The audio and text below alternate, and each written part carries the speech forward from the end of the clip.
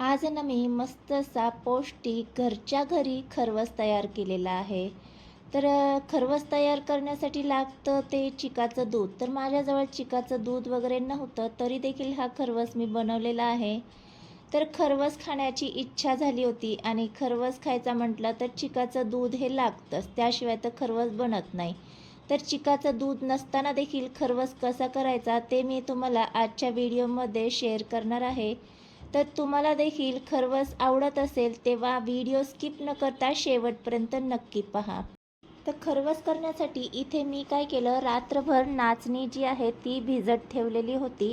तर उन्हाळ्यामध्ये नाचणी खाल्ली जाते, त्यामुळे माझ्याकडे शिल्लक राहिलेली जी नाचणी आहे त्याचा मी असा वापर केलेला आहे. रात्रभर भिजत ठेवायची म्हणजे ती छान अशी फुलते. आता ही नाचणी आपल्याला 2 ते 3 पाण्याने स्वच्छ अशी धुवून घ्यायची आणि मिक्सरमध्ये घालून घ्यायची आहे. तर 1 वाटी इथे मी नाचणी घेतलेली आहे. किती प्रमाणात खरवस करायचं आहे ते तुमच्यावर डिपेंड आहे. मी तुम्हाला 1 वाटीच्या प्रमाणात दाखवणार आहे. आता यासोबतच आपल्याला लागणार आहे ओलं खोबरं.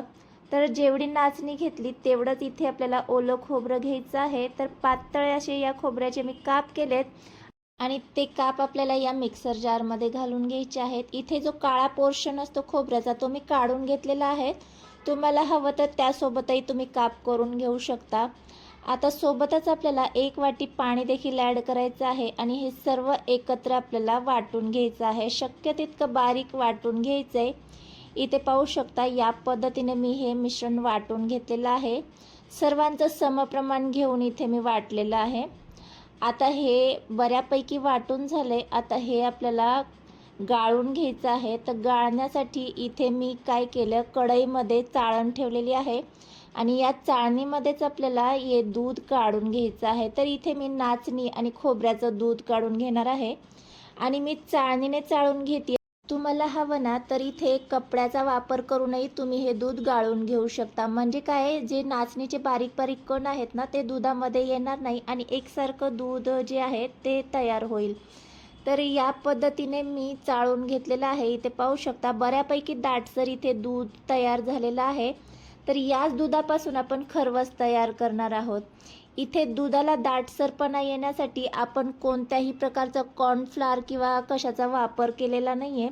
तर फक्त नाचणी आणि खोबऱ्याचाच वापर करून आपण इथे खरवस तयार करणार आहोत. आणि हे जे शिल्लक राहिलेली नाचणी आणि खोबरं आहे ना, हे पुन्हा आपल्याला मिक्सर जारमध्ये घालून घ्यायचं आहे आणि पुन्हा 1 वाटीभर पाणी घालून आपल्याला हे वाटून घ्यायचं आहे. तर ही प्रोसेस ना मी 4 वेळा केलेली आहे. तुम्हाला किती वेळा करायची आहे म्हणजे जोपर्यंत याचा दुधाचा दाटसरपणा जात नाही ना तोपर्यंत तुम्ही हे गाळून घेऊ शकता. पण अगदी फार पातळही दूध घेऊ नका, नाहीतर खरवस जो आहे तो असा सेट होणार नाही. तर इथे ही प्रोसेस मी 4 वेळा केलेली आहे. म्हणजे 4 वेळा केल्याने बऱ्यापैकी दाटसरच दूध येतं. तर पूर्ण हे दूध मी गाळून घेतले. इथे पाहू शकता हा जो चोथा आहे हा आपल्याला फेकूनच द्यायचा आहे. तुम्हाला हवं तर आणखीन 1-2 वेळा तुम्ही हे मिक्सरमध्ये फिरवून याचं दूध घेऊ शकता, परंतु बऱ्यापैकी पातळ येईल नंतर. त्यामुळे माझं म्हणाल तर मी नाही घेणार, कारण की आपल्याला दाटसरच दूध हवं आहे. त्यामुळे ही प्रोसेस ना मी 4 वेळाच केलेली आहे. आता जेवढी नाचणी आणि खोबऱ्याचे काप घेतले तेवढाच यामध्ये आपल्याला गूळ ॲड करून घ्यायचा आहे आणि साधारण चिमूटभर यामध्ये मीठ घालून घ्यायचे.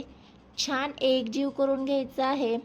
बरं, ही तयारी करण्याच्या अगोदरच इथे मी काय केलं, एक केक टिन घेतलेला आहे, त्याला तुपाने ग्रीस करून घ्यायचं आहे आणि हे साईडला ठेवून देऊ. इथे तुम्ही ना एखादी प्लेट वगैरेही घेऊ शकता, त्यालाही तुपाने ग्रीस करून साईडला ठेवून देऊ शकता. आता लगेच आपण जे तयार केलेलं मिश्रण आहे ना ते आपल्याला गॅसवर ठेवायचं आहे आणि मीडियम गॅस करायचा आणि सतत मिक्स करत जायचं आहे. तर लक्षात ठेवायचं, लगेच ना याच्या गाठी गुठळ्या तयार होतात, त्यामुळे सतत मिक्स करतच राहायचं. जर इथे तुम्ही स्टॉप घेतला तर याच्या गाठी गुठळ्या होऊ शकतात. तर थोडा वेळ इथे मी स्टॉप घेतला होता, त्यामुळे इथे पाहू शकता थोड्याशा गुठळ्या तयार व्हायला लागलेल्या आहेत. त्यामुळे इथे तुम्ही लक्षात ठेवायचं, या पद्धतीने दाटसर व्हायला लागलं ना तर 1 चमचाभर तूप ॲड करायचं आणि छान मिक्स करून घ्यायचं आहे. तर थोड्याच वेळात मिश्रण असं दाटसर झालं की समजायचं परफेक्ट तयार झालेलं आहे. आता सर्वात शेवटी यामध्ये वेलची पावडर ॲड करून घेऊ आणि पुन्हा एकदा मिक्स करून घेऊया. आणि इथे आपल्या खरवस तयार करण्यासाठीचं मिश्रण तयार झालेलं आहे. आता गॅस बंद करून घेऊया आणि लगेच हे मिश्रण जे आहे ते गरम असतानाच आपल्याला आपण जे तुपाने ग्रीस केलेलं भांडं आहे ना त्यामध्ये काढून घ्यायचं आहे. थंड करत बसायचं नाही आहे, नाहीतर लगेच जे आहे ना ते खरवस सेट व्हायला लागतो. त्यामुळे आपल्याला जे भांडं आहे ना तुपाने ग्रीस करायचं ते अगोदरच तयारी करून ठेवायची. आता सर्व मिश्रण ॲड केलं की एकसारखं त्याला पसरवून घेऊया आणि हे आपल्याला रूम टेम्परेचरला सेट होण्यासाठी ठेवून द्यायचं आहे. तर इथे पाहू शकता मी साधारण अर्धा तासासाठी हे रूम टेम्परेचरला छान असं सेट करून घेतलं आहे. याच्या कडा पाहू शकता तुम्ही आपोआपच सेपरेट झालेले आहेत, म्हणजे छान ते सेट झालेलं आहे. तुम्हाला हवं तर तुम्ही हे एखाद्या दुसऱ्या प्लेटमध्येही डिमोल्ड करू शकता, पण मी काय करणार आहे यामध्येच ना याच्या वड्या कट करून घेणार आहे, म्हणजे त्या छान एकसारख्या कट होतात. तर साईडने कडा सोडून घ्यायच्या आणि आवडीनुसार याच्या वड्या कट करून घ्यायच्या आहेत. तर लक्षात ठेवायचं मिश्रण पूर्ण थंड झाल्याच्या नंतरच याच्या वड्या ज्या आहेत त्या सेपरेट करायच्या. तर अगदी नाजूक हातानेच काढायच्या, नंतर तुटण्याच्या शक्यता आहे. तर इथे पाहू शकता थोडीशी साईडची वडी आहे ना ती माझ्याकडून तुटली गेलेली आहे, अदरवाईज खरवस खूप छान असा सेट झालेला आहे. इथे मी दुसरा तुम्हाला मधला जो आहे ना तो पार्ट काढून दाखवते. एकदम छान असा खरवस इथे आपला तयार झालेला आहे. तर तुम्हाला देखील खरवस खायला आवडत असेल ना तर एकदा हा नाचणीचा खरवस तुम्ही ट्राय करा. हेल्दी सोबत टेस्टी आहे. नाचणीचे बरेचसे फायदे तुम्हाला माहितीच आहे, सेपरेट असे काही सांगण्याची गरज नाही आहे असं तरी मला वाटतंय. तर आतापर्यंत तुमच्या लक्षात आलंच असेल की खरवस करण्यासाठी कोणत्याही प्रकारचा आपण इथे कॉर्नफ्लॉवरचा किंवा चिकाच्या दुधाचा वापर केलेला नाही आहे, तरीसुद्धा अतिशय हेल्दी आणि टेस्टी असा खरवस आपण तयार केलेला आहे. इथे मी तुम्हाला कट करून दाखवते. अगदी छान अशा तोंडात टाकताच विरघळेल असा आपला खरवस तयार झालेला आहे. तेव्हा तुम्हाला देखील खरवस आवडत असेल तर ही रेसिपी नक्की ट्राय करा आणि व्हिडिओ आवडला असेल तर व्हिडिओला हाईप करा.